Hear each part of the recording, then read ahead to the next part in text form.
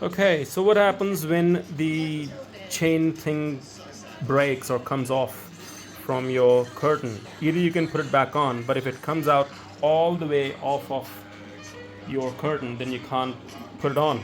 So, how to do it? I'm just going to show you. It's pretty quick, pretty easy. Anybody can do it. Girls, kids, boys, men can surely do it, but I also did not know how to do it in the beginning. I'll show you. Just stay with me.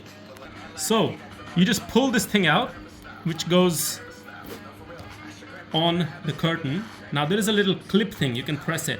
You press it, push it out. The whole thing comes out, yeah? You see that? Now, when this comes out, get the whole thing out. Try not to leave it loose because it might fall off your hand and goes everywhere. Now, when this comes off, you see the grooves. Now just check the chain, put it back on it, like that.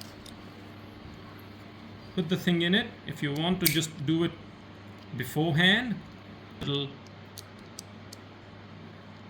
messy, so it just goes like that.